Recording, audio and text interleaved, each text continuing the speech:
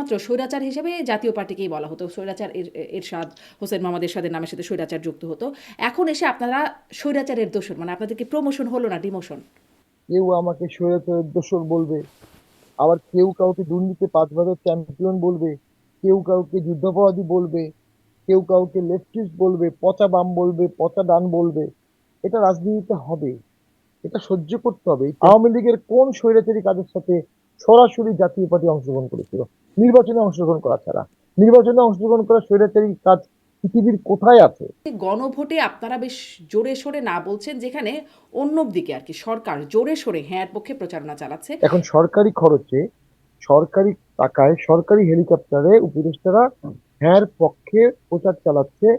তার মানে তারা তাদের শপথ ভঙ্গ করছে। বিএনপি নিজেই বলছে অগাত্রে হ্যার ভোট চাচ্ছি।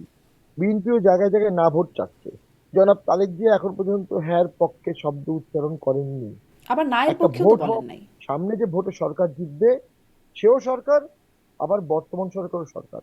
এইভাবে দেশ 6 মাস চলতে পারবে অ্যাজ পার জুলাই সনদ অর্ডিন্যান্স।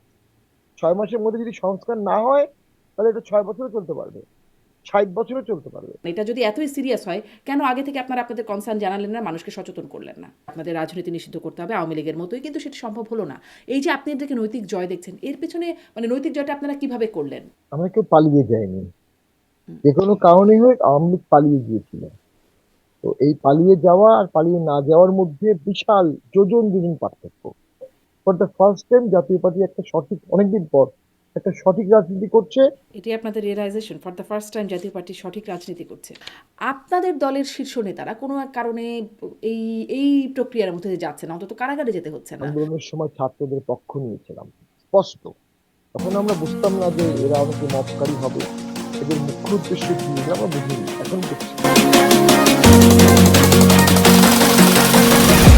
প্রশ্ন হবে লাগামহীন, জানতে চাই, জানাতে চাই এই সময়ের পালস অফ পলিটিক্স। সরকার যখন জোরে সোরে গণভোটে হ্যাঁর পক্ষে প্রচারণা চালাচ্ছে জামাত, এনসিপিও, আর নিষ্ক্রিয় ভূমিকায় বিএনপি, তখন নির্বাচনে অংশগ্রহণ করা দলগুলোর মধ্যে একমাত্র জাতীয় পার্টি সরব না এর পক্ষে। কিন্তু কেন? আওয়ামী লীগের নেতা থেকে কর্মী এবং তাদের সাথে থাকা দলগুলোর নেতারা গ্রেপ্তার হয়ে কারাগারে থাকলেও কার সুনজরে বেঁচে যাচ্ছেন জাতীয় পার্টির শীর্ষ নেতারা? গণঅভ্যুত্থানের নেতৃত্বে থাকা ছাত্র নেতাদের জাতীয় পার্টির বিরুদ্ধে এত আন্দোলনের পরও কিভাবে নির্বাচন করতে পারছে দলটি? স্বৈরাচারের দোসর তথা আওয়ামী লীগের দোসর ট্যাগ পাওয়া জাতীয় পার্টি কি পাবে আওয়ামী ভোটারদের ভোট? স্বৈরাচার থেকে স্বৈরাচারের দোসর ট্যাগ কি জাতীয় পার্টির জন্য প্রমোশন নাকি ডিমোশন? এসব নিয়ে আলোচনায় স্বপ্ন ধরা নিবেদিত পালস অফ পলিটিক্সে আমার আজকের অতিথি জাতীয় পার্টির মহাসচিব ব্যারিস্টার শামীম হায়দার পাটোয়ারি। ব্যারিস্টার শামীম হায়দার পাটোয়ারি, আপনাকে স্বাগত জানাচ্ছি পালস অফ পলিটিক্সে আমার আজকের আয়োজনে। জি, আপনাকেও ধন্যবাদ। ধন্যবাদ আপনাকে। আমি শুরু করি। আপনারা প্রচারণা চালাচ্ছেন, তার মধ্যে ব্যস্ত সময়ে কথা বলছেন। মানে অল্প কিছু প্রশ্ন আপনার কাছে করতে চাই। প্রথমেই শুরু করতে চাই যে গণভোটে আপনারা বেশ জোরে সোরে না বলছেন, যেখানে অন্য দিকে আর কি সরকার জোরে সোরে হ্যাঁর পক্ষে প্রচারণা চালাচ্ছে এবং অন্যান্য দলগুলো তারাও হ্যাঁর পক্ষে বলছে, আর বিএনপি আসলে কোনো পক্ষে খুব একটা বলছে না, তারা তাদের প্রচারণা নির্বাচনী প্রচারণা চালাচ্ছে। তো আপনারা এত জোরে সোরে নায়ের পক্ষে কেন, গণভোটে না কেন? দেখুন, কয়েকটি বিষয় আছে। প্রথম হচ্ছে, এর আগে বাংলাদেশে 3টি গণভোট হয়েছে। 3টি গণভোটে বিটিভি বা বাংলাদেশ বেতার গণভোটের পক্ষে প্রচার চালিয়েছে যে আপনি গণভোটে ভোট দেন, গণভোটের বিষয়বস্তু এই, আপনি হ্যাঁ ভোট দিতে পারেন, আপনি না ভোট দিতে পারেন। For the first time in the history of Bangladesh, this government completely হ্যাঁ পক্ষে ভোট দিচ্ছে। স্বাভাবিক। এবং এখানে মাননীয় প্রধান উপদেষ্টা একবার বলেছিলেন সকল দল এটাতে মত দিয়েছে। প্রথম হচ্ছে, সকল দল এটাতে মত দেয়নি। দ্বিতীয় হচ্ছে, 30টি নির্বাচনী দলকে এই প্রক্রিয়ায় ডাকা হয়নি। আপনি যে প্রক্রিয়ায় 30টি নির্বাচনী দলকে ডাকলেন না, আপনি কি করে বলবেন এটা সকল দল?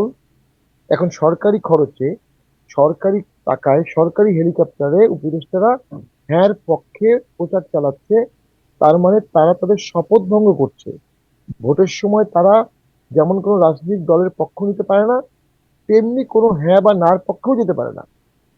এই সিম্পল লজিকটা কেন তারা বুঝছে না, বা এই ওথ ভায়োলেশনটা তারা করছে, এটি দুঃখজনক, এটা বেদনাদায়ক, লজ্জাকর। আমি মনে করি লজ্জাকর।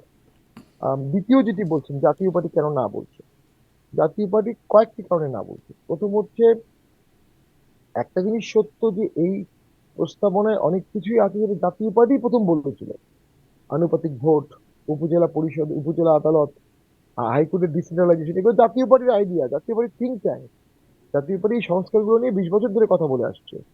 কিন্তু ঐক্য প্রক্রিয়া জাতীয় পার্টিকে না ডাকার মাধ্যমে এটা একটা অনৈক্য প্রক্রিয়া হয়ে গেছে। একটা অনৈক্য প্রক্রিয়ার সংস্কারকে জাতীয় পার্টি ওন করতে পারে না, প্রথমত পার্টিগত দিক থেকে। দ্বিতীয়ত, গণভোট কোথায় আছে? ভোট হচ্ছে সংবিধানের অধীনে। নির্বাচন কমিশন শপথ নিয়েছে, নির্বাচন বাই দ্য ওয়ে, এটাও বলে রাখি, নির্বাচন কমিশন শপথ নিয়েছে এই সংবিধানের আলোকে সংবিধান মোতাবেক নির্বাচন করার জন্য, সংবিধান মোতাবেক নির্বাচন করার জন্য। যদি সংবিধানে গণভোট না থাকে, সেই ভোট করার কোনো অধিকার, এন্টাইটেলমেন্ট, এম্পাওয়ারমেন্ট ইলেকশন কমিশনের নাই। ইলেকশন কমিশন গণভোটের আয়োজন করছে, এটা অসাংবিধানিক সম্পূর্ণ। দেন কনস্টিটিউশনাল অ্যামেন্ডমেন্ট রিফর্ম সংস্কার কিভাবে হয়? আমরা যেহেতু পার্লামেন্টের সময় আমরা জানি, এটা প্রথমে একটা খুব এই ধরনের ক্ষেত্রে একটা স্ট্যান্ডিং কমিটি করা হয়, সিলেক্ট কমিটি করা হয়। সেই সিলেক্ট কমিটি অনেক দিন আলোচনা করে একটা প্রস্তাবনা তৈরি করে অনেকগুলো, সেগুলো তখন কমিটিতে যায়, কমিটি থেকে ক্যাবিনেটে যায়, ক্যাবিনেট থেকে পার্লামেন্টে আসে, পার্লামেন্ট থেকে আবার স্ট্যান্ডিং কমিটি যায়, স্ট্যান্ডিং কমিটি থেকে ভোটে আসে, ভোটে 2/3 পাস করার পর এটা যায় রাষ্ট্রপতির কাছে। রাষ্ট্রপতি তখন সার্টেন অ্যামেন্ডমেন্টের ক্ষেত্রে রেফারেন্ডামে পাঠায়। These amendments required referendum. আপনি হ্যাঁ ভোট দিবেন না না ভোট দিবেন। তখন জনগণ যখন হ্যাঁ ভোট দেয়, তখন রাষ্ট্রপতি ওটাকে প্রেসিডেন্সিয়াল অ্যাসেন্ট দেয়, যেটা গণভোটের বাস্তবায়নটা করে রাষ্ট্রপতি। এই প্রক্রিয়াটা তো উল্টো হয়ে গেছে। জুলাই সনদের অধীনে গণভোট হচ্ছে, গণভোট অধ্যাদেশ হলো। গণভোট অধ্যাদেশ নিয়ে আমি সুস্পষ্ট বলেছিলাম যে গণভোট অধ্যাদেশ কি করতে পারবেন, আপনি অর্ডিন্যান্স করতে পারবেন যখন পার্লামেন্ট থাকবে না। কিন্তু সংবিধানে যেটা আপনি করতে পারবেন না, সংবিধান পরিপন্থী যেটা, সেটা আপনি অর্ডিন্যান্স দিয়ে করতে পারবেন না। অথবা যেটা আপনি কমন লতে, যেটা ল করতে পারবেন না, সেটা আপনিও পারবেন না। এবং এটা ঐতিহাসিক প্রেক্ষাপট হুম। আছে। না, ব্যারিস্টার টাইরান পাটোয়ারি, কিং আপনি চার্লস, ব্যারিস্টার, আইনের মানুষ, আপনি আইনি দিকগুলো ব্যাখ্যা করছেন, যেখানে প্রক্রিয়াগত যে জায়গাগুলো ত্রুটি আছে, বা শুরুতে প্রথম যেটি কারণ বললেন যে ঐক্যের প্রক্রিয়া জাতীয় পার্টিকে ডাকে নাই, কিন্তু বাকি দলগুলো তো সবাই একটা স্বাক্ষর করার মাধ্যমে কোনো মানে বা হ্যাঁ এর পক্ষে থাকছে, যারা বর্তমানে রাজনীতিতে প্রচারণা করছে, সক্রিয়ভাবে রাজনীতি করছে, তারা অন্ততপক্ষে আম, তাদের তো আসলে আপত্তির জায়গা নাই। বিষয়বস্তু নিয়ে কি আপনাদের আপত্তি আছে? মানে যদি হ্যাঁ হয়ে যায়, পাশ হয়ে যায়, তাতে সমস্যাটা কি? দুটো সমস্যা আছে। প্রথম হচ্ছে এনসিপি এতে সাইন করেনি। দ্বিতীয় হচ্ছে বিএনপি উইথ রিজার্ভেশন সাইন করেছে। তৃতীয় হচ্ছে বিএনপি নিজেই বলছে অগাত্রে হ্যার ভোট চাচ্ছি। বিএনপিও জায়গায় জায়গায় না ভোট চাচ্ছে। জনাব তারেক জিয়া এখন পর্যন্ত হ্যার পক্ষে শব্দ উচ্চারণ করেননি। সো এটার মধ্যে নিয়ে অনেক রাজনৈতিক অস্বস্তি আছে। আবার নায়ের একটা পক্ষেও তো ভোট বলেন নাই। ন্যায়ের পক্ষে বলেনি, একটা ভোট হওয়া প্রয়োজন ছিল, একটা সেমি ডেমোক্রেটিক ট্রানজিশন প্রয়োজন ছিল। না হলে আলট্রা টেরোরিজম আসতে পারে, না হলে নো গভর্নমেন্ট হতে পারে, বৈপ্লবিক সরকার হতে পারে। সেই জন্য তারা অনেকেই এই সংস্কারগুলো মেনে নিয়েছে, মনে নেয়নি, মেনে নিয়েছে। হুম। দ্বিতীয় যেটা হচ্ছে, এই সংস্কারগুলো মধ্যে একটা ভয়াবহ জিনিস আছে। সেটা হচ্ছে এই ভোটের পরে যারা সরকার গঠন করবে, তার 180 দিনের মধ্যেই এই সংস্কারগুলো করতে হবে। এবং 180 দিন ওই সংসদটা গণপরিষদ হিসেবে পরিচিত হবে। গণপরিষদ, আই মিন কনস্টিটিউয়েন্ট অ্যাসেম্বলির মতো একটা বডি হিসেবে থাকবে। কিন্তু ওই 6 মাস অর আনটিল এই অ্যামেন্ডমেন্ট না হওয়া পর্যন্ত বর্তমান গভর্নমেন্ট প্রেভেল করবে, অ্যাকর্ডিং টু জুলাই সনদের অল স্কিম। যে বিষয়টা বিএনপি উপলব্ধি করেছে কিনা আমি জানি না। যে আইনগুলো পাশ করা হয়েছে, যে অর্ডিন্যান্স গুলো করা হয়েছে, যে গণভোট করা হয়েছে, সেগুলোর কালেকটিভ ইম্প্যাক্ট হবে। সামনে যে ভোটে সরকার জিতবে, সেও সরকার, আবার বর্তমান সরকারও সরকার। এইভাবে দেশ 6 মাস চলতে পারবে অ্যাজ পার জুলাই সনদ অর্ডিন্যান্স। 6 মাসের মধ্যে যদি সংস্কার না হয়, তাহলে এটা 6 বছরও চলতে পারবে, 60 বছরও চলতে পারবে। মানে একটা গোজামিল হয়ে যাবে। আমরা অনুভব করছি যেটা হবে, দ্বৈত গভর্নমেন্ট যখন থাকবে, পাওয়ারের কেন্দ্রীয় বিন্দু যেটা হওয়ার কথা প্রাইম মিনিস্টার, সেটা যাবে দুই জায়গায়। ডিসিশন গুলো দুই জায়গা থেকে আসবে। যুদ্ধ লাগলে কে অর্ডার দেবে প্রোটেকশনের, যুদ্ধ করার অর্ডার দেবে কে, রিলিফের অর্ডার দেবে কে, ট্রান্সফার করবে কে, পোস্টিং করবে কে, রাষ্ট্রীয় ঐক্য, স্বাধীনতা, সার্বভৌমত্ব চির ধরে যাবে। The would be prime minister would be a titular prime minister for certain time. এই জিনিসগুলো কিভাবে সলভ হবে? একটা জটে কিন্তু এটা যে গণভোট, হবে মানে দুইটা গণজটে গভর্নমেন্ট যে পরিবর্তন এক্সিস্ট হতে পারে। করবে ব্যাচা পাটোয়ারি একসাথে, বা এই সরকার যে কন্টিনিউ করবে নির্বাচনের পরে, এটি তো কোথাও মানে কেউ তো বলছে না মানে এমনটি হবে। মানে স্বাভাবিকভাবেই তো সবকিছু চলছে, মনে হচ্ছে যে 12 তারিখের পরে নির্বাচিত যে গভর্নমেন্ট তার হাতে মানে নির্বাচিত যারা হবে তাকে সরকার গঠন, তারা সরকার গঠন করবেন। প্রক্রিয়াটা এমনইভাবে চলছে, কেউ তো এই যে কনসার্নটা আপনি বলছেন, এমন কথা তো কোনো দল বা কারো পক্ষ থেকে আসছে না। এটা আসলে মানে কেউ বুঝতেছে না যে আসলে নতুন সংসদে যাওয়ার সাথে সাথে বর্তমান গভর্নমেন্ট রিজাইন করবে এমন কোথাও বলা নেই। একটা প্যারালাল এক্সিস্টেন্স থাকবে। আমি জানি না মোডাসটা কি হবে, অপারেশনটা কি হবে। এবং আপনি যদি পত্রপত্রিকা দেখেন, মাননীয় চিফ অ্যাডভাইজারের অ্যাজ চিফ অ্যাডভাইজার তার ট্যুর প্ল্যান করা আছে নেক্সট 2-3 মান্থ। ভোটের পরেও উনি বহন নিয়ে হুম হুম। 2 থেকে 3 মাস উনি ট্যুর করবেন। So that's indication. তো আমি মনে করি এখানে একটা বিশাল ঘোলাটে ব্যাপার আছে। ওই ডাল মে কুচ কালা নেই है, কালা ডালের মধ্যে কিছু ডাল আছে। এটা আমরা মনে করি রাজনীতিবিদদের সচেতন ভাবে দেখা উচিত। আচ্ছা। আম সেক্ষেত্রে তাহলে গণভোটে আপনারা না, তাহলে তো নির্বাচনের পরে যদি এরকম দ্বৈত সরকার থাকে, আপনার আ ভিডিওটা চলে গেছে ব্যাচরা পাটোয়ারি, যদি সম্ভব হয় একটু আনবার চেষ্টা করবেন। আপনি আমাকে শুনতে পাচ্ছেন তো?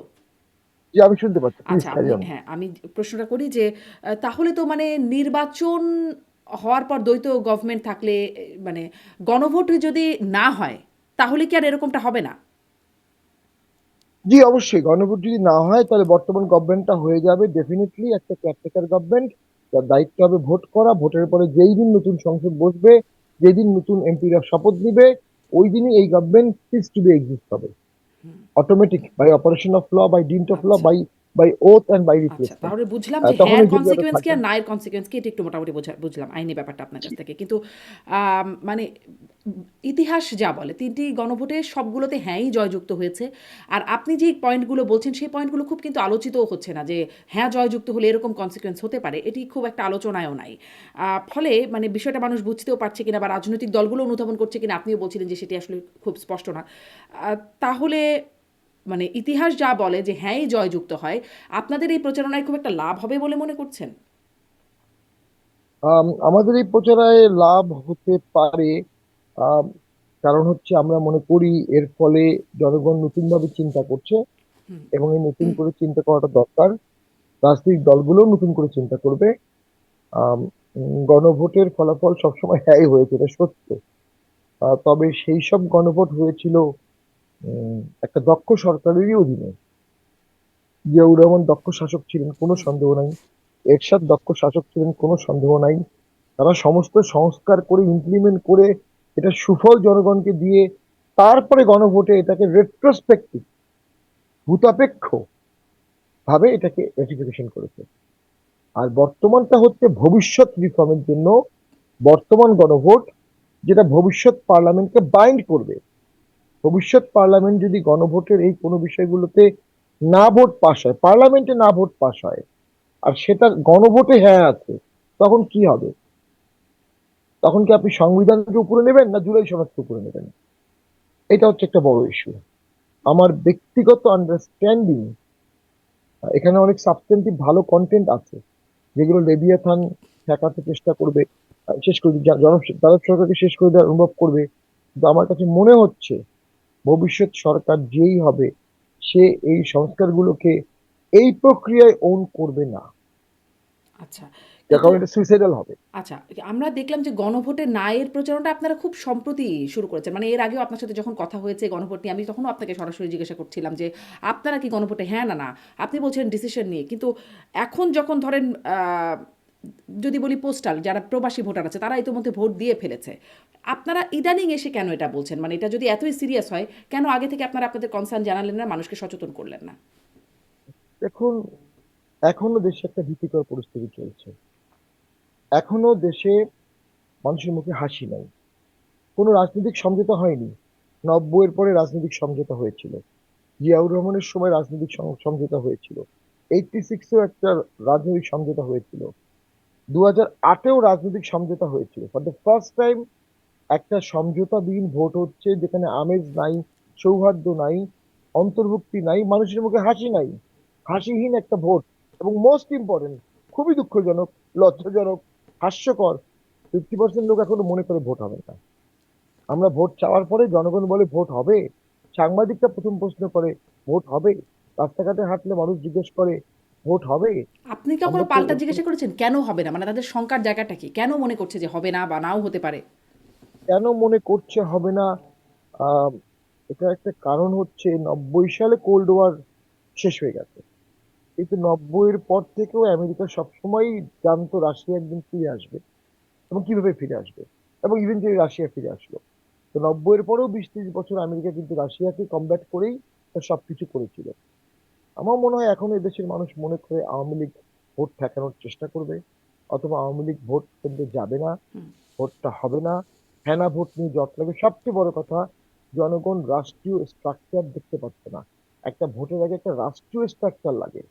আজকে যে পরিমাণ মারামারি হানাহানি হচ্ছে, যদি একসাথে 50টা আসনে সমস্যা শুরু হয়, কত আর্মি আছে আমাদের, কত পুলিশ আছে আমাদের, কিভাবে আমরা ট্যাকেল দিব? ট্যাকেল দেওয়ার মাস্টার প্ল্যানটাই বা কি? অন্ধের মতো ভোটে ছেড়ে দেওয়া হচ্ছে প্রার্থীদেরকে, অন্ধের মতো সমর্থকরা হেঁটে যাচ্ছে। আমরা শঙ্কার মধ্যে আছি, রক্তপাত হয়ে যেতে পারে, নিকৃষ্ট ভোট হয়ে যেতে পারে। আহ হুম। 2014 সালের ভোটের একটা স্টিগমা ছিল 154 জন আনকনটেস্টেড। এটা এই ভোটে হয়নি, একজন আনকনটেস্টেড হয়নি।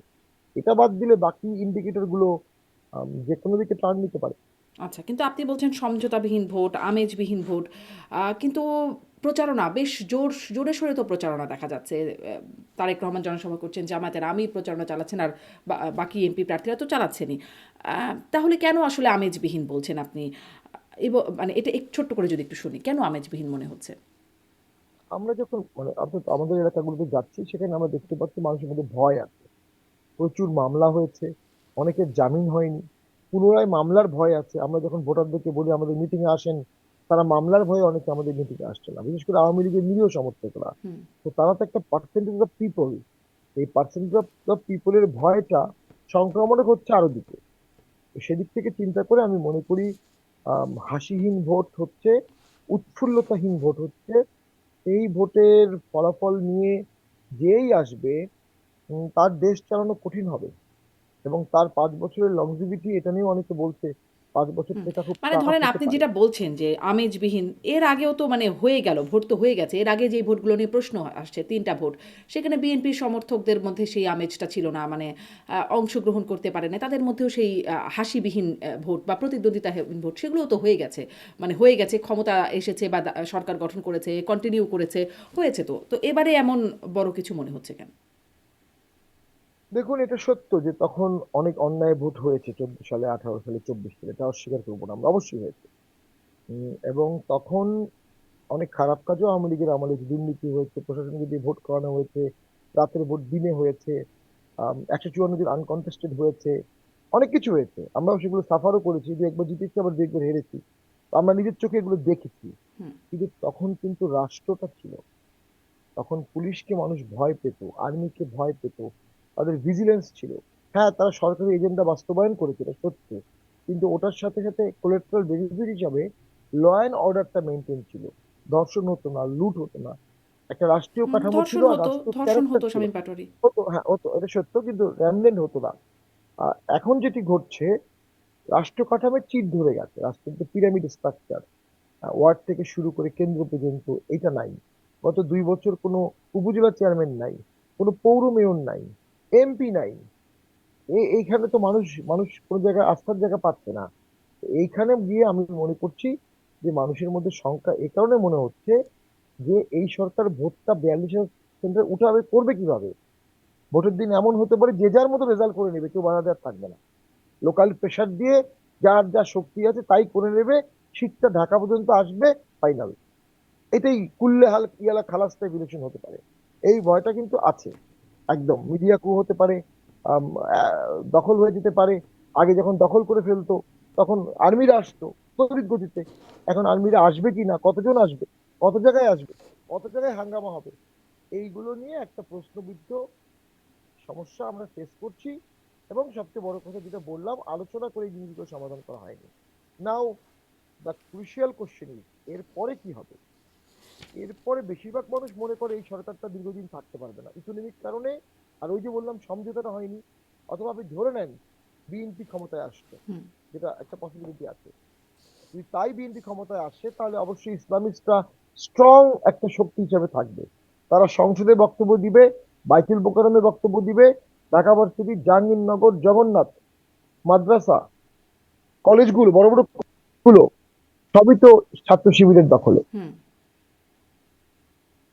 জি,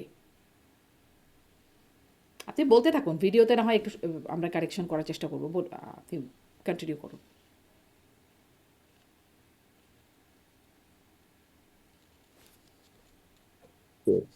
ডুবন্ত শীতে উঠে পড়ছে, যেই শীতটা বেশি দূর আগাতে পারবে না, আগানোর কোনো কারণ নাই। কারণ ওই যে বললাম রাজনৈতিক সমঝোতার মানে এটা দরকার কি ছিল। আপনি পরের সরকারের জন্য ভবিষ্যৎবাণী করছেন? জি, দুটোই আচ্ছা। বলছি। আরেকটা জিনিস খুব নিষ্ঠুর ঘটনা ঘটে গেছে। আহ, সাদ্দাম, ওর জামিন নাকি হাইকোর্ট দিয়েছে। হুম হুম। হাইকোর্ট এতদিন জামিন দেয়নি কেন, এটা তো বুঝলাম না। জানি না তার বিরুদ্ধে মামলাগুলো কি আছে। তবে তার বারবার জামিন হতো এবং তাকে জেলের বাইরে অ্যারেস্ট করা হয়েছিল। একদম দুঃখজনক একটি অধ্যায়। তার স্ত্রী আত্মহত্যা করেছে বাচ্চাটাকে মেরে, এমনটা আমরা পত্রিকায় পড়েছি। ভিন্ন তথ্য পত্রিকায় পেয়েছি আমরা। এরপরে তার প্যারোল হলো না কেন? কেউ বলছে প্যারোল আবেদন করেছে, কেউ করেনি। তাকে প্যারোল না করে লাশ দেখতে, লাশ হসপিটাল, জেলখানায় চলে গেছে। কি নির্মম, কি ভয়াবহ, কি কি ভয়ানক ভেন্ডেটা কাজ করছে, এবং কি ভয়ানক স্টেটলেসনেস কাজ করছে। যদি রাষ্ট্র থাকতো, এটা স্ট্রাকচারালি তার প্যারোল হয়ে যেত, আবেদন করতে হতো, রাষ্ট্রই বলতো আপনারা আবেদন করে আমরা প্যারোলে মুক্তি দিচ্ছি। এটাই তো রাষ্ট্র। সেটা নাই। এবং আমরা আমাদের জাতীয় পার্টির প্রার্থী, অর্থাৎ দুজনের কথা আমি জানি, আমাদের প্রার্থী যাদের বিরুদ্ধে 9টা 10টা মামলা দেওয়া হচ্ছে, প্রত্যেক মামলায় তারা জামিন পায়, আবার তারা যেন ভোট করতে না পারে এই জন্য তাদেরকে আবার আটকানো হচ্ছে। গোলাম কিবরিয়া টিপু বরিশাল, আর সেলিম সাহেব নরসিংদী, হুম। এনাদের বিরুদ্ধে মামলা ছিল 4-5টা। প্রতিবার তারা জামিন পেয়ে যখন বেরোতে যাবে জেল গেটে বলা হয় আরেকটি মামলা শোনারে। এটা একটা বিশাল সিন্ডিকেট হয়ে গেছে, সোনার সিন্ডিকেট। এখানে রাষ্ট্রের কিছু অংশ প্রতিশোধ নিচ্ছে, আবার কিছু দুর্নীতিবাজ কর্মকর্তা এই সুযোগে বিপুল পয়সা আর্ন করছে, যেটা আগেও হতো। আমি তো মনে করি আগের জিনিসগুলো ফিরে আসতে ঠেকাতে পারেনি এই সরকার। হয়তোবা লার্জ স্কেলে কিছু জিনিস এখনো হয়নি, কিন্তু যদি এই সরকার এভাবেই থাকে, তাহলে তো আমার মনে হয় অতীতের স্বৈরাচারের রেকর্ড ভেঙে যেতে পারে। হুম। এই ভয় আছে। আচ্ছা, আপনি একটু ন্যায় মানে বিচারের, আইনি জায়গায় একটু কথা বলে আপনি বলছিলেন যে দুজন, আপনাদের অন্তত দুজন প্রার্থী যারা জামিন পাচ্ছেন না, হলেও আবার জেলগেট থেকে আটকে ফেলা হচ্ছে, সেই প্রসঙ্গটাতে আসবো। কিন্তু এই যে প্যারোল হলো না, বা তার যে এতদিন ধরে জামিন হচ্ছে না, বা জামিন হলেও গ্রেপ্তার হয়ে যাচ্ছেন, মানে এখানে একটু আইনি জায়গাটা বিশ্লেষণ করবেন যে মানে আইনের ভঙ্গটা কোথায় হলো? সরকার মানে সরকারকে কোথায় কোথায় আপনি দায় দিতে পারেন এখানে? বা যদি যদি দেখুন, সেটি আইনের ব্যাপার হয়, সেটি আদালত প্রাঙ্গণের ব্যাপার, তার জন্য সরকার কিভাবে দায়ী হয়? না, সরকার দায়ী হবে এই কারণে, প্রথম হচ্ছে আমি মামলাগুলোর কাগজ দেখিনি। তবে এই ধরনের গতানুগতিক মামলা হচ্ছে একটা হত্যা মামলায় 30-40টা জেলার মানুষকে দিয়ে দিয়েছে, আবার কিছু কিছু হত্যা মামলায় সাংবাদিকদের দিয়ে দিয়েছে, হুম।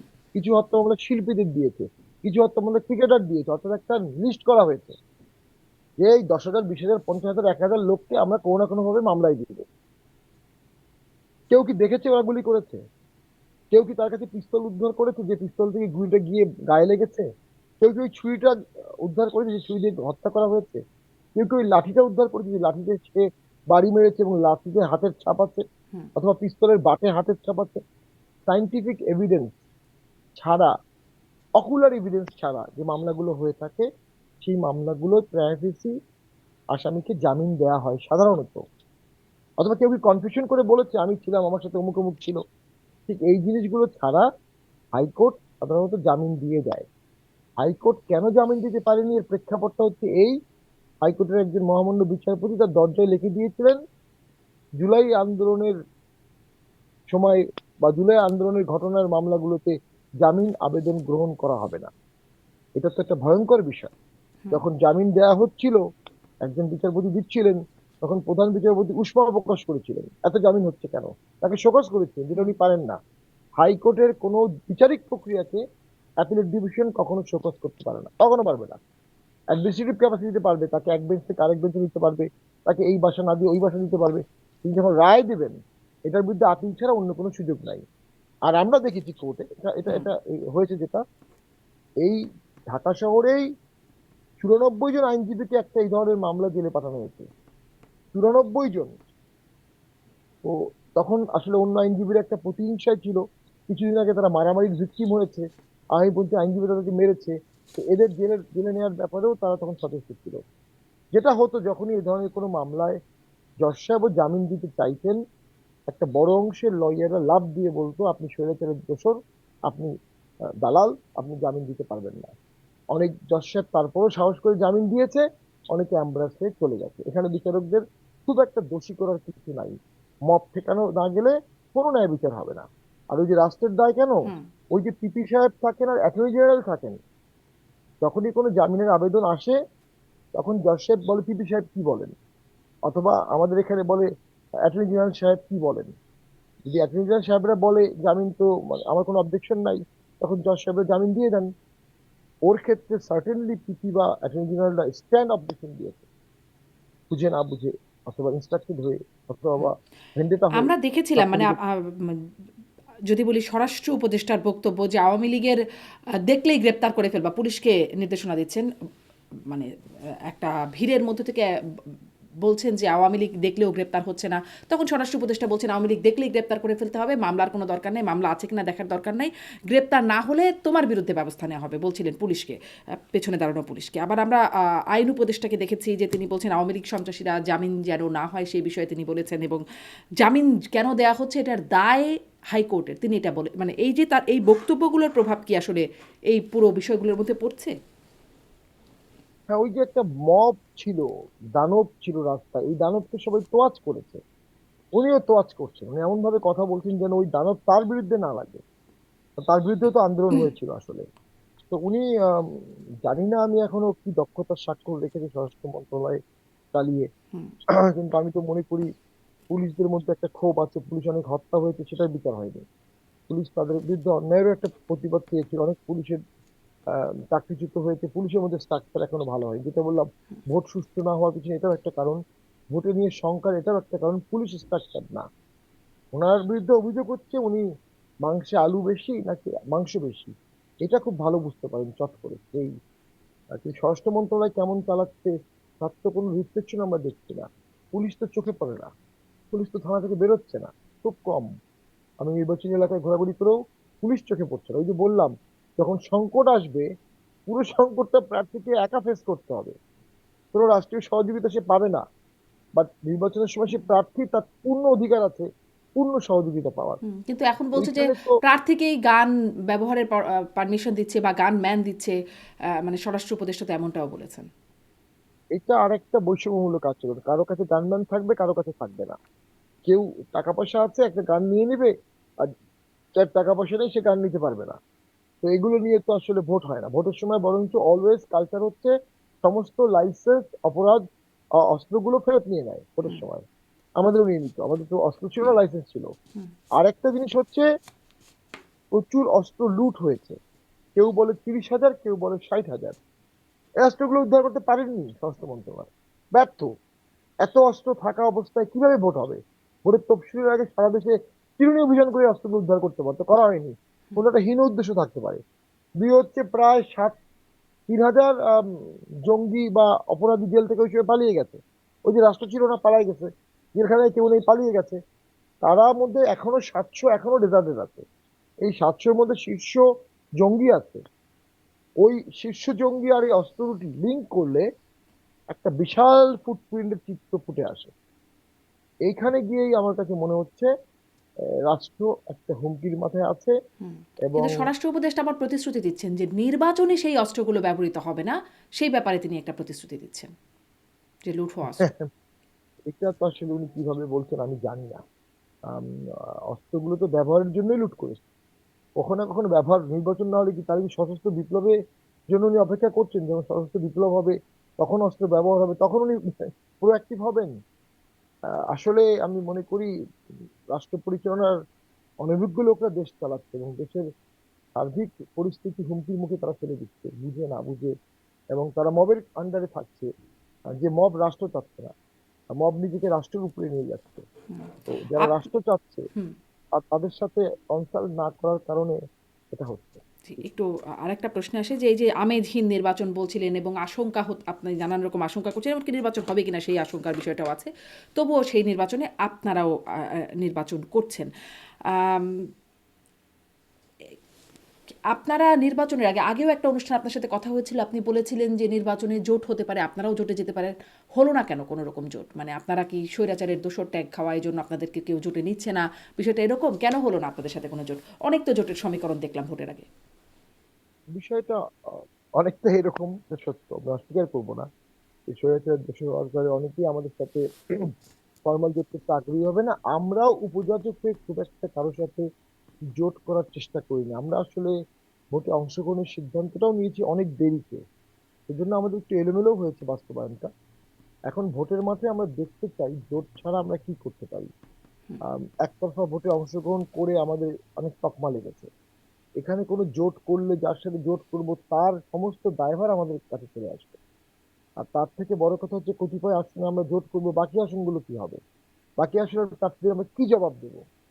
তো সেই দিক থেকে চিন্তা করে সক্রিয় জোটের ব্যাপারে আমরাও খুব বেশি আগ্রহী হইনি। আমরা দল রক্ষা করেছি, লাঙ্গল রক্ষা করেছি। যারা আমাদেরকে ভোটে বাধা দিতে চাচ্ছিল, ব্যান করতে চাচ্ছিল, তাদের সামনে আমরা দীপ্ত পায়ে ভোটে অংশগ্রহণ করছি, প্রচার করছি। এইটা আমাদের একটা নৈতিক জয় এবং একটা দীর্ঘমেয়াদী দলের একটা বেজ আজকে তৈরি হচ্ছে, একটা প্ল্যাটফর্ম তৈরি হচ্ছে। ভবিষ্যতে আর কেউ জাতীয়তাবাদী বর্জনের যে বাদ দিয়ে ভোটের কল্পনাও করতে পারবে না। কিন্তু এই যে নৈতিক আমাদের জয়টা অ্যাথিক্যাল। আপনাদের হলো, এই জয়টা আসলে কিভাবে হলো? মানে কারণ এই কারণে বলছি যে যখন আওয়ামী লীগ নিষিদ্ধের প্রসঙ্গ উঠলো, আমরা দেখেছিলাম মাননীয় প্রধান উপদেষ্টা আন্তর্জাতিক গণমাধ্যমে সাক্ষাৎকার দিয়ে বলেছিলেন যে আওয়ামী লীগকে নিষিদ্ধ করার বা কোনো পরিকল্পনা এই সরকারের নাই, কিন্তু একদম হাসনাত আবদুল্লাহ একাই গিয়ে আন্দোলন করে একরকম যমুনা ঘেরাও করে খুব দ্রুত আওয়ামী লীগ নিষিদ্ধ করার সিদ্ধান্ত চলে আসলো। আপনাদের রাজনীতি নিষিদ্ধ করা, আপনারা যেন নির্বাচনে অংশ নিতে না পারেন, একটা তো সফল হয়েছে, আপনারা ঐক্যমত কমিশনের কোনো জায়গায় আর যেতে পারেন নাই। কিন্তু পরবর্তীতেও আপনাদের বিরুদ্ধে এই বিষয়গুলো ছিল যে আপনাদের রাজনীতি নিষিদ্ধ করতে হবে আওয়ামী লীগের মতোই, কিন্তু সেটা সম্ভব হলো না। এই যে আপনি এটাকে নৈতিক জয় দেখছেন, এর পেছনে মানে নৈতিক জয়টা আপনারা কিভাবে করলেন? আমরা কেউ পালিয়ে যায়নি। যে কোনো কারণে হোক আওয়ামী লীগ পালিয়ে গিয়েছিল। তো এই পালিয়ে যাওয়া আর পালিয়ে না যাওয়ার মধ্যে বিশাল যোজন যোজন পার্থক্য। আমরা অস্বীকার করব না, আওয়ামী লীগ আমাদের থেকে অনেক শক্তিশালী দল। কিন্তু আমরা যেটা করতে পেরেছি, এটা আওয়ামী লীগ কিন্তু পারছে না, কারণ তাদের শীর্ষ নেতৃত্ব পালিয়ে গেছে এবং নেতাকর্মীকে রেখে পালিয়ে গেছে। তো সেটারও অনেক বাস্তবতা আছে যে মব আমরা দেখছি, পালিয়ে না গেলে তো দুর্যোগ লোক মারাই যেত হয়তো বা। তো ওই যে মবের কাছে আমরা নতজানু হইনি। এবং জাতীয় পার্টি প্রথম যারা হাসনাত বা এদের পক্ষে গালিগালাজ করে কথা বলেছে, রংপুরের মেয়র এবং এরশাদ প্রথম। জাতীয় পার্টি প্রথম গণ অধিকার পরিষদের লোকজনকে পিটিয়েছে বরিশালে মবের বিরুদ্ধে, প্রথম। যা মিডিয়াতে প্রকাশ পায়নি। জাতীয় পার্টি যখন গণ অধিকার পরিষদ আমাদের পার্টিতে পাবার আগুন দিল, আমরা বুক চিতে দাঁড়িয়েছিলাম। তো এই কাজগুলো করার কারণে আমরা মনে করি জনগণের মধ্যে আমাদের জনপ্রিয়তা এবং গ্রহণযোগ্যতা বেড়েছে। For the first time Jatiya party একটা সঠিক, অনেকদিন পর একটা সঠিক রাজনীতি করছে, অন্য কোনো দলের সাথে মুখোমুখি না হয়ে, অন্য কোনো জোটের অ্যালায়েন্স না হয়ে নিজের রাজনীতি করছে। আমরা কম বেশি ভোট যেটাই পাবো এটা আমাদের অ্যাসেট হবে। এবং আমি মনে করি সামনের ভোটে জাতীয় পার্টি ভালো করবে। তবে এই ভোটটা পরবর্তী ভোটের জন্য আমাদের অনেক হেল্পফুল হবে। জি, এটি আপনাদের realisation for the first time Jatiya party সঠিক রাজনীতি করছে অনেকদিন পর, অনেকদিন অনেকদিন পর, পর। এর জি, আগেও করেছে জি, অনেকদিন পর। ব্যারিস্টার পাটোয়ারি, আপনি বলছিলেন যে আহ, মানে দুজন নেতা বরিশাল এবং এবং নরসিংদী, দুজন নেতা নরসিংদী। তারা তারা প্রার্থী হয়েছেন, কিন্তু তাদের জামিন হচ্ছে না, বা জামিন হলে আবার জেলগেট থেকে আটক হচ্ছে। কিন্তু এই যে যারা আসলে আগের সরকারের সাথে থেকে নির্বাচন করেছেন, সবারই মোটামুটি শীর্ষ নেতারা যারা দেশে ছিলেন গ্রেপ্তার হয়ে গেছেন বা জেলখানায় আছেন, তাদেরও জামিন হচ্ছে না। কিন্তু আপনাদের দলের শীর্ষ নেতারা কোনো এক কারণে এই এই প্রক্রিয়ার মধ্যে দিয়ে যাচ্ছে না, অন্তত কারাগারে যেতে হচ্ছে না। জিএম কাদের আছেন, আপনারা আছেন, মানে আপনাদের কি কোনো বিশেষ সক্ষমতার জায়গা আছে বা যোগাযোগের জায়গা আছে? আপনারা এড়িয়ে যাচ্ছেন কিভাবে এই বিপদগুলো? না, প্রথম হচ্ছে যে আমরা আন্দোলনের সময় ছাত্রদের পক্ষ নিয়েছিলাম, স্পষ্ট। তখন আমরা বুঝতাম না যে এরা অনেকে মবকারী হবে, এদের মুখ্য উদ্দেশ্য কি, এগুলো আমরা বুঝিনি, এখন বুঝছি। বাট আমরা ছাত্র যখন মারা গেছে, হত্যা হয়েছে, আমরা ছাত্রদের পক্ষ নিয়েছি, স্পষ্ট কথা বলেছি। এবং আওয়ামী লীগ আর কিছুদিন থাকলে আমরা আওয়ামী লীগের নির্যাতনের শিকার হতাম। সেজন্য স্বাভাবিকভাবেই আমাদের কেস আর আদার কেসটা কখনো এক না। দুই, আমাদের কোনো লার্জ স্কেল করাপশনের কোনো অভিযোগ নাই। তিন, গণহত্যায় আমাদের নেতাকর্মী দাঁড়িয়েছিল, ছাত্রদের সাথে আন্দোলন করেছে, ছাত্রদের বিরুদ্ধে আন্দোলন করেছে, হুম এমন একটা নজির নাই। কিন্তু আমাদের ছাত্ররা ওই সময় ছাত্রদের সাথে আন্দোলন করেছে, আমাদের এন্টার রংপুর করেছে, সাভার করেছে, মোহাম্মদপুর করেছে। হুম তাহলে আমরা আন্দোলনে অংশগ্রহণ করলাম, আমাদের দুজন মারা গেল। স্বাভাবিকভাবেই আন্দোলনের পরে তো আমাদের হিরো হওয়ার কথা। কিন্তু যারা আন্দোলনের মাস্টারপ্রিন্ট করেছে, তারা আসলে শুধু ছাত্রদের আন্দোলন করেনি, তারা 14, 18, 24-এর যুদ্ধাপরাধীর বিচার সব মিলিয়ে একটা স্কিম করেছে। সেই স্কিমে তাদের মনে হয়েছে জাতীয় পার্টিকে বাদ দিতে হবে, এবং তারা বাদ দিয়েছে। 71-এর পক্ষের শক্তি হওয়ার কারণে জাতীয় পার্টিকে বাদ দেওয়া হয়েছে।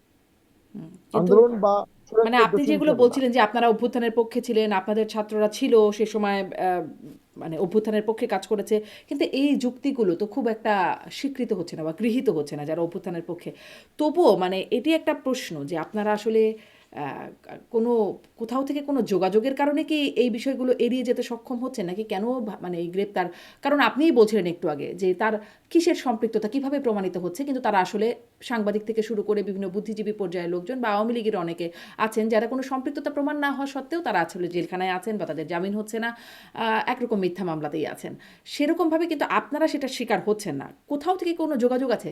যোগাযোগের প্রশ্নটা এই কারণে করছে, যেমন ধরেন যারা দেশ থেকে চলে গেছেন আওয়ামী লীগের নেতারা, ঝানু নেতারা, তারা অনেকেই বলেছেন পরবর্তীতে যে সরকারের ভেতরেরই কারো সহযোগিতায় গেছেন।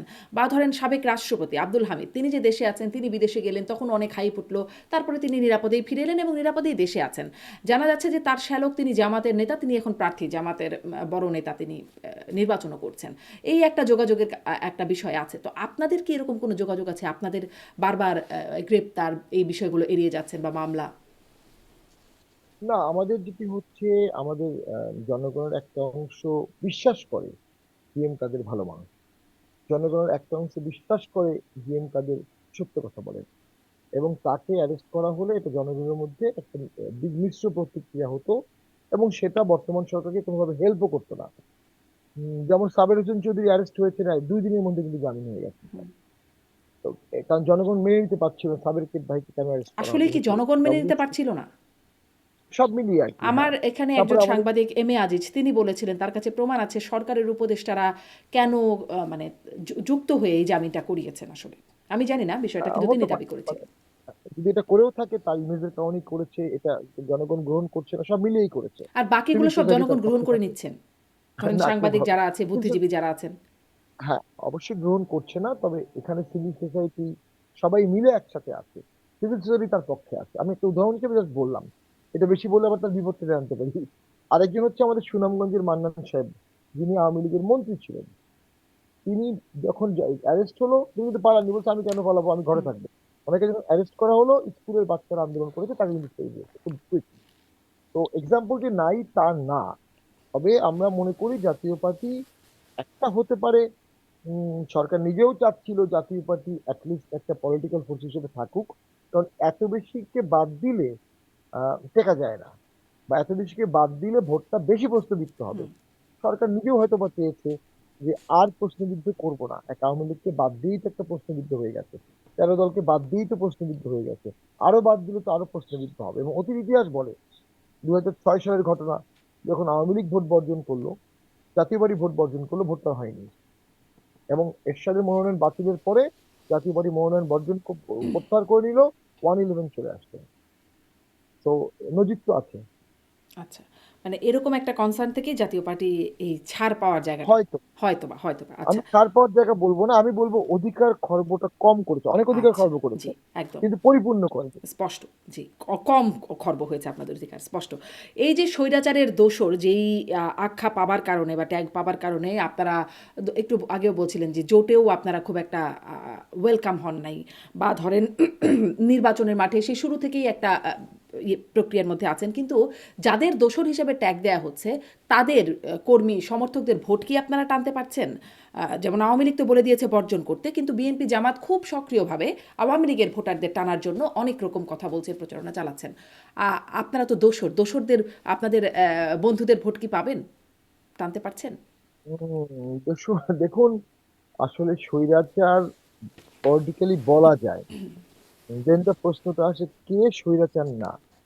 সাদ্দামের সাথে যা ঘটেছে এটা কি চরম স্বৈরাচারী ঘটনা না? তাহলে কি এই সরকার স্বৈরাচার না? এই সরকারের সাথে যারা উঠা বসা করছে তার স্বৈরাচারের দোষণ না? যখন 21শে আগস্ট ঘটেছে ওটা কি স্বৈরাচারী এক না?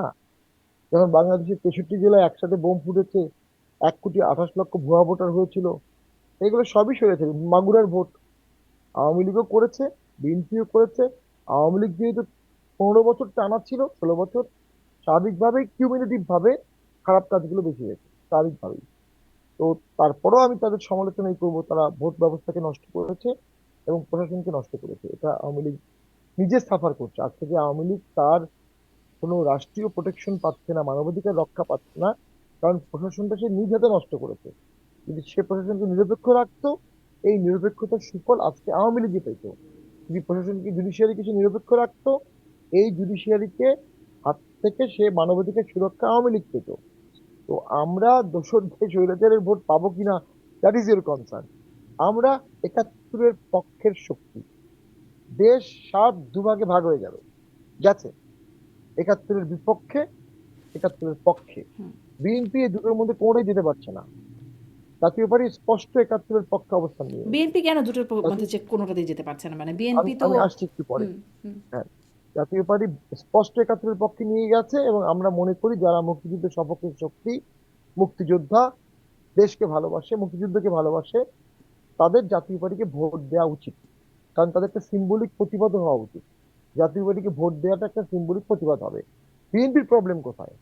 বিএনপি অবশ্যই প্রো লিবারেশন দল, স্বাধীনতার ঘোষকের দল, সেক্টর কমান্ডারের দল।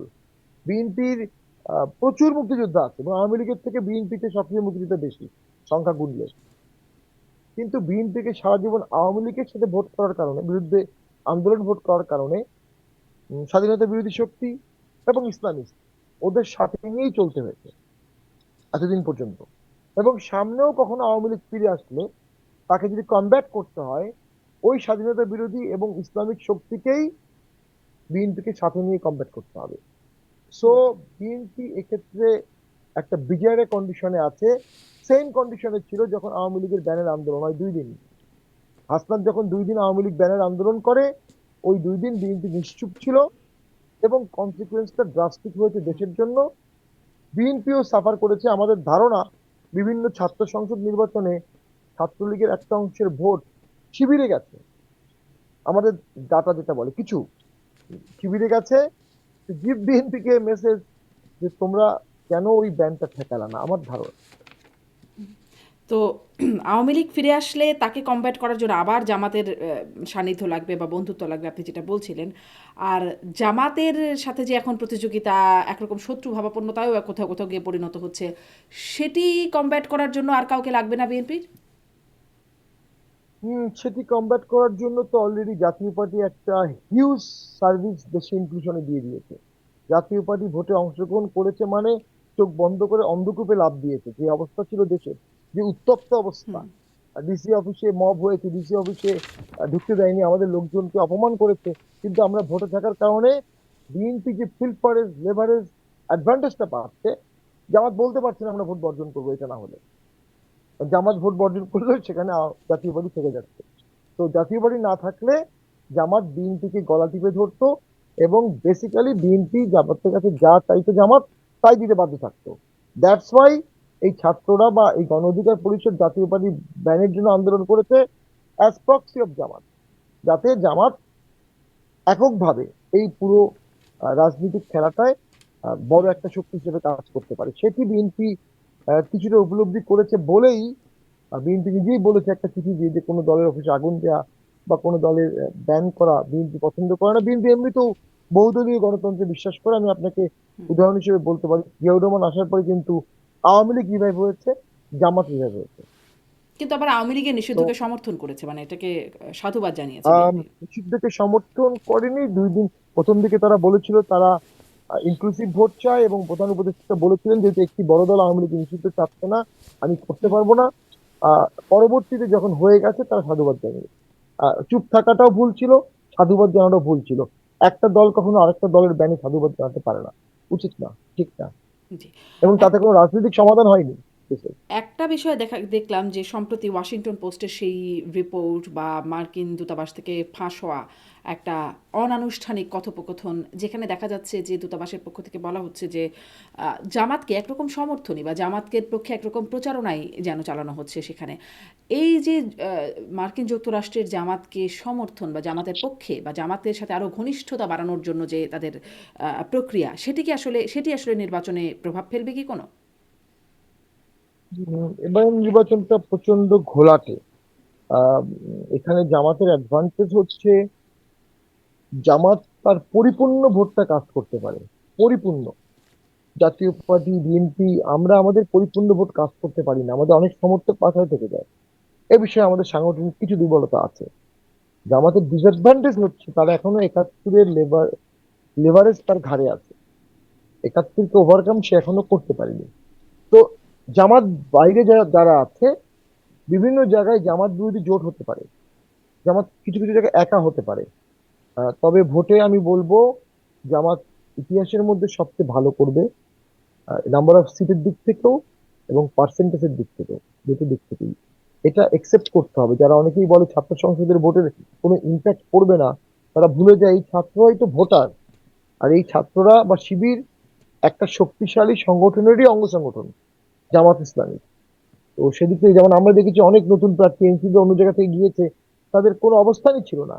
কিন্তু যেই মুহূর্তে জামাতের প্রার্থী উঠিয়ে নিল, যেই মুহূর্তে জামাতের প্রার্থীকে সমর্থন দিল, সে কিন্তু হাজার হাজার লোক নিয়ে হই হই করে সে প্রচারণা চালাচ্ছে।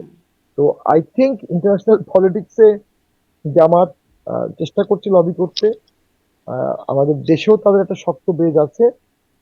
বাট জামাতকে আবার একাই ভোট করতে হচ্ছে, চরমোনাই চলে গেছে সামনে। বিএনপির মধ্যে অন্তর্দ্বন্দ্ব দেখা গিয়েছে অন্তত 50টা সিটে।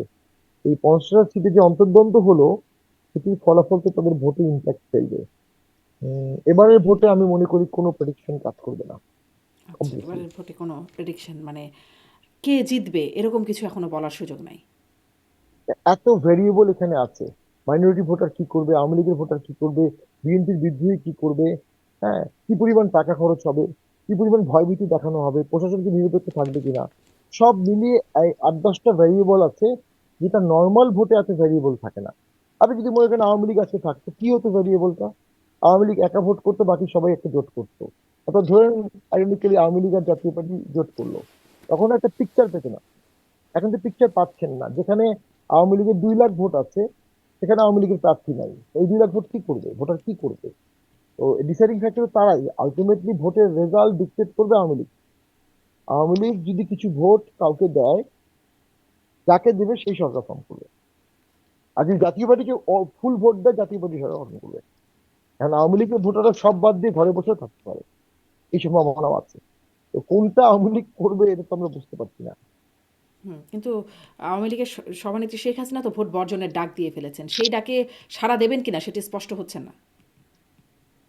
দেখুন, ভোট প্রতিহত করতে না পারলে ভোট বর্জনের ডাক দিয়ে ভোটের একটা লো কাস্টিং হবে, তারপরে একটা গেজেট হবে, সেই গেজেটটা ল হবে, একটা সংসদ হবে, সেই সংসদটা বৈধ সংসদ হবে। এগুলো নজির তো আওয়ামী লীগই সৃষ্টি করে দিয়েছে। তো সেক্ষেত্রে আওয়ামী লীগের উচিত হবে ভোট কেন্দ্রে ব্যাপক হারে যাওয়া, নিজের পছন্দের প্রার্থীকে জয়ী করা, এবং না ভোট দেওয়া প্রয়োজনে, যাতে তাদের প্রতিবাদের ভাষাটা ব্যালটে রিফ্লেক্ট হয়। যে ঐক্যমতের কথা হ্যার পক্ষে সরকার বলছে, এটা যে ঐক্যমত না, সেইটা প্রমাণের সুযোগ তো আওয়ামী লীগের আছে, একমাত্র আওয়ামী লীগেরই আছে। এবং আমি মনে করি যদি আওয়ামী লীগ ভোট কেন্দ্রে গিয়ে না ভোট দেয়, আওয়ামী লীগের সমর্থকরা, আওয়ামী লীগ তো আর নাই, তাহলে হ্যাঁ ভোট জয়ী হতে পারে, কিন্তু মার্জিনটা খুব কম হবে। জি। একটা লিগ্যাল পয়েন্ট একটু শুনি আপনার কাছে, যেহেতু আপনি বেশ স্বনামধন্য আইনজীবী, যে দায় মুক্তি অধ্যাদেশ যেটি হলো জুলাই যোদ্ধাদের জন্য, সেটি নিয়ে আমি কথা বলেছিলাম। আমার এই অনুষ্ঠানে যুক্ত ছিলেন প্রেস সচিব শফিকুল আলম, তার কাছেও জিজ্ঞাসা করেছিলাম, কারণ তখনও গেজেটটা হয় নাই। তখন দেখছিলাম 1 জুলাই থেকে 31 আগস্ট পর্যন্ত মাননীয় আইন উপদেষ্টার বক্তব্যে থেকে আসছিল যে এই সময় পর্যন্ত দায় মুক্তি দেওয়া হচ্ছে। এখন গেজেটটা দেখলাম, সেখানে আসলে 31 আগস্টের বিষয়টা আর নাই, 1 জুলাই থেকেই এটি বলবৎ হচ্ছে বলে বলা হচ্ছে। এই যে দায় মুক্তি দেওয়া হচ্ছে, এটির কার্যকারিতা কেমন হবে, এটি নিয়ে অনেক সমালোচনা বা প্রশ্ন ইতোমধ্যে উঠেছে। আপনি এটাকে আসলে কিভাবে দেখেন, খুব ছোট্ট করে যদি শুনুন। এই বিষয়টা ছোট করে বলার বিষয় না, এটা প্রায় অনেকক্ষণ লেকচার দিতে হয়। বঙ্গবন্ধু হত্যার পরে দায় মুক্তি অধ্যাদেশ করা হয়েছিল এবং সেটা পরবর্তী সুরজিৎ সেনগুপ্ত বলেছিল একদিন এটা কালো আইন হিসেবে হবে। পরে এটা আওয়ামী লীগ বাদ দিয়েছে। এরপরে বিএনপির আমলে অপারেশন ক্লিন হার্ট করে দায় মুক্তি আইন করা হয়েছিল, সেটা আওয়ামী লীগ বাদ দিয়েছে। আওয়ামী লীগের আমলেও একটা দায় মুক্তি করা হয়েছে বিদ্যুৎ খাত বা পাওয়ার খাতের জন্য। 15 বছর একটা দায় মুক্তি, পাওয়ার সেক্টরে যা ইচ্ছা করা হবে, কোনো কোশ্চেন করা হবে না। ব্ল্যাক ল, এই তিনটাই ব্ল্যাক ল। তাহলে এটাকে কি বলবো আমরা? এটাকে তো হোয়াইট ল বলতে পারছি না। কেন এত ভয়, কেন এত শঙ্কা যে ইমিউনিটি লাগবে? বিপ্লব যদি হয়ে থাকে, আন্দোলন যদি হয়ে থাকে, জনসমর্থন যদি থেকে থাকে, তাহলে সেখানে ইমিউনিটি লাগে না। তো আমি এই ইমিউনিটিকে মনে করি এটা বিপ্লবকে কলঙ্কিতই করেছে। আপনি একটা মানে আন্দোলন যেখানে যে কোনো কারণেই হোক কোটি কোটি লোক রাস্তায় নেমেছিল, সেটাকে ইমিউনিটি দিয়ে কভার আপ করে দিলেন। অর্থাৎ তার নিচে এমন কিছু আছে যে থলের বিড়ালটা বের হয়ে যেতে পারে, আপনি থলের বিড়ালটা বের হতে দিতে চাচ্ছেন না। এই ইমিউনিটি দিয়েই আমি মনে করি একটা পলিটিক্যাল ফেইলার হয়েছে আন্দোলনকারীদের, পিছিয়ে নেতাদের। দেন সেকেন্ড ফেইলার হয়েছে তারা যখন ওপেনলি জামাতে জয়েন করলো, যেটা সবসময়ই ছিল যে কাদম্বিনীকে মরিয়া প্রমাণ করতে হলো, কাদম্বিনীকে মরিয়া মনে নাই। এনসিপি কে জামাতে গিয়ে প্রমাণ করেছিল তারা জামাত ছাড়া আর কোনো দলে যাবে না, যেটা প্রেডিকশন ছিল সেটাই হলো। তো পুরো জিনিসটাই কিন্তু তখন একটা ম্যাটিকুলাস ডিজাইনের কথা তো আগেই বলা হয়েছে, তার সাথে অনেক কিছু সংযোগ হয়ে যাচ্ছে। তো এই সবকিছুর কিন্তু একটা নীরব প্রতিবাদ হতে পারে আওয়ামী লীগের ভোটে এসে ভোট কাস্টিং করা, যেটা আওয়ামী লীগের ক্যারেক্টারের সাথে যায় না। আওয়ামী লীগ এই ধরনের ভোটে পার্টিসিপেট করবে এটা আওয়ামী লীগের ইতিহাস বলে না। তবে ইতিহাস বা রাজনৈতিক পটে পটে তো অবশ্যই আপনাকে কৌশল চেঞ্জ করতে হবে। আওয়ামী লীগকে নর্মালাইজেশন হতে হবে, সেটা বিপ্লবের মাধ্যমে হতে পারে, আন্দোলনের মাধ্যমে হতে পারে, অথবা ভোটের মাধ্যমে হতে পারে। সবচেয়ে সেফ তো আমি মনে করি ভোট। ঠিক, ধন্যবাদ। জি, আমি একটু একদম শেষ করব। দুটো প্রশ্ন। আপনার একটা ফটো কার্ড আপনি শেয়ার করেছেন, সেখানে আপনি বলছিলেন, আমি দেখছিলাম যে আপনার অভিজ্ঞতার কথা আপনি বলছেন যে আপনার সংসদে যাবার অভিজ্ঞতা আছে। একটু বলি, আমি আগে 2বার সংসদ সদস্য ছিলাম, সংসদে কিভাবে কাজ করতে হয় তা জানি। 71 বিধি, 41 বিধি, 42 বিধি, সিদ্ধান্ত প্রস্তাব, সরকারি বিল, বেসরকারি বিল, সংশোধনী, জনমত যাচাই, এগুলো আমার সব মুখস্থ। আমাকে এমপি বানানো হলে প্রথম অধিবেশনে প্রথম দিনেই আমি ফাটায় দেব। মানে এটা নিয়ে অনেক কমেন্টস আমি দেখছিলাম, মানে কি ফাটাবেন, কিভাবে ফাটাবেন, ফাটায় লাভটা কি হবে? জি, আমি জাস্ট মিনিট। আমরা যেটা বলেছিলাম আসলে জনগণকে উদ্বুদ্ধ করতে, যে আমি আপনাদের পক্ষে কথা বলবো, দেশের পক্ষে কথা বলবো, খুব শক্ত ভাষায় বলবো, জোরালো ভাষায় বলবো। আগে রাজনীতিটা বলতো না, আমি এই বিষয়টা সংসদেও কথা বলেছি। তো আগে তো মানুষ বলতো হাইকোর্ট দেখায়, তো আমরা সংসদ দেখাই, সংসদে বলবো আপনার বিরুদ্ধে। এবং আমরা প্রশাসনকে হুমকি দিতাম, আপনি যদি এই অন্যায়টা করেন, আমি কিন্তু সংসদে দ্বারা আপনার বিরুদ্ধে কথা বলবো।